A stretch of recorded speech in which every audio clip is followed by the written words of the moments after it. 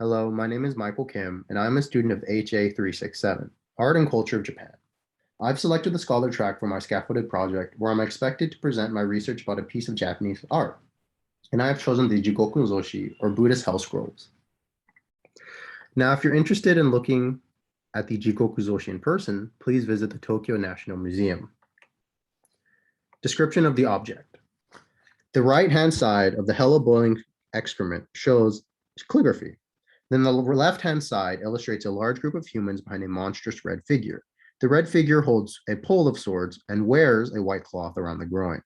Further to the left stand two monstrous blue and yellow figures. The yellow figure also holds a pole-like object. All three wear different colored cloths around their waists. On the most left-hand side, figures stand in a dark stream. Flames hover above this river. On the right-hand side of the hell of blood and pus, the painting contains calligraphy. The hell of blood and pus illustrates four large insect-like creatures. The creatures possess stingers and four wings and striped thoraxes. These creatures hover above humanoid figures. These humanoids look stuck in a brown liquid. The figures in the brown liquid all possess wounds. Materials and process. The Jigoku Zoshi most likely included a principal artist specializing in black lines, color specialists, outline painters, and a noble calligrapher. This allowed specialists to work on particular tasks while the principal artist fine-tuned and oversaw the entire project. The Jigoku Zoshi lies on Gampi-based paper. Japanese paper utilizes long fibrous plants, creating sturdy and absorbent sheets.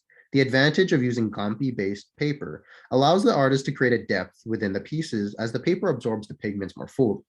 Additionally, with the sponge-like tendencies of Japanese paper, the artist could more easily manipulate tones through saturating parts of the painting with more pigment than others.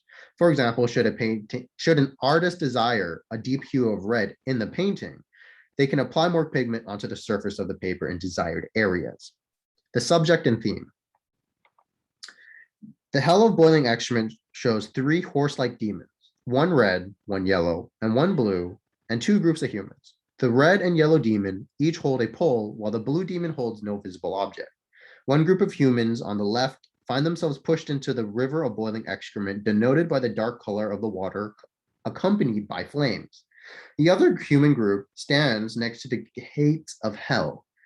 The human look malnourished, fearful, and chaotic. Some seem to just about fall into the river.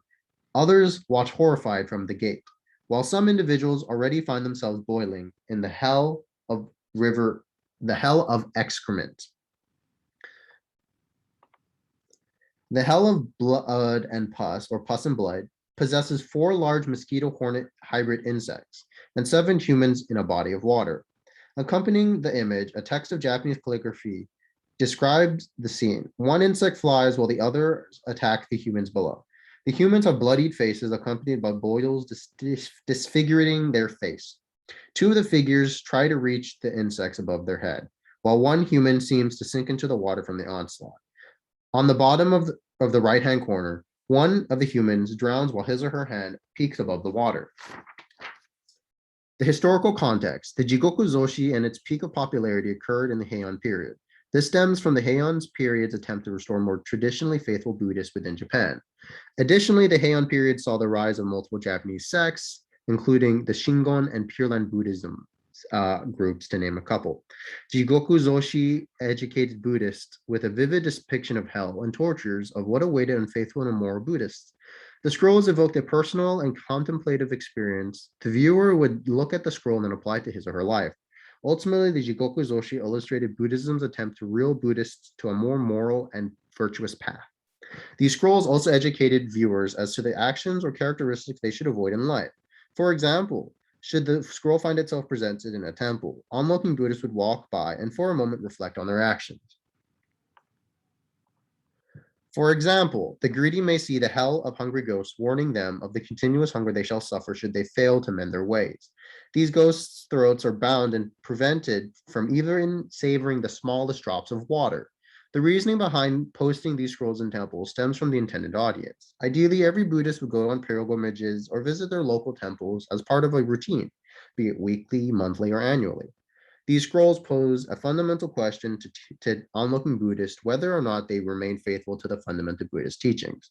Breaches to these values may include greed or sexual promiscuity, to name a couple of examples. Should Buddhists find themselves astray, the scroll and its images evoke self-reflection and haunting reality should they fail to change their behavior. Now, the Jigoku Zoshi resembles picture scrolls or emaki. These are a couple of examples. Examples include the scroll of Mount Shigi or the Rokudo-e. All of the scrolls possess similar messages. Within the Jigoku Zoshi, onlookers reflect upon their actions, repenting after seeing the tortures awaiting them. The scroll of the legend of Mount Shigi illustrates a narrative where a well-off farmer refuses to give rice to a monk. To punish the wealthy farmer, the monk takes all of his bales of rice, instilling the importance of obeying the temple. Alternatively, the scroll may paint an image that Buddhist authorities preyed on hardworking laymen. The Rokudo-e, or depiction of the six paths, illustrate the progressive decay of the female body. During the 13th century, a pervasive problem of monks visiting brothels plagued temples. Thus, the image's purpose instills a grotesqueness of the human body, discouraging promiscuous monks from further indulging in their carnal desires.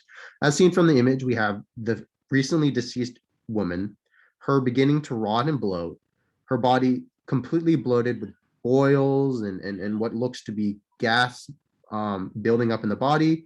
Her body then exploded and her innards kind of seeping into the water.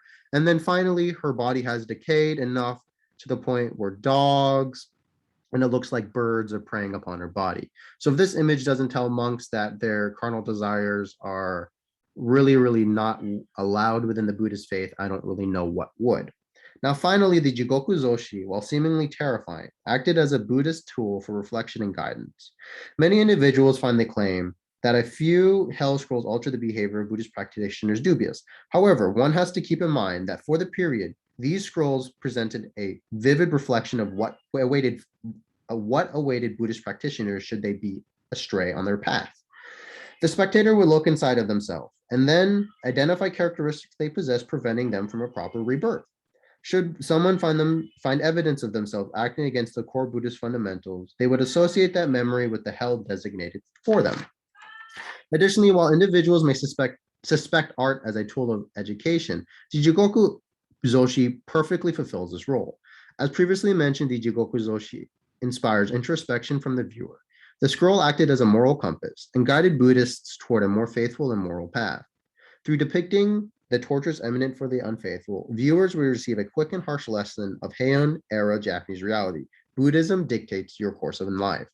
An interesting lesson stems from how Buddhism guided Japanese behavior at the time. While Buddhists during the Heian period primarily fell into demographics and nobility, the Heian period espoused other forms of Buddhism friendly to the layman.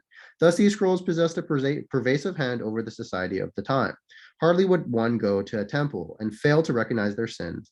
Then the faith finds itself tested following the temple, in that they must challenge themselves to change. Thank you very much.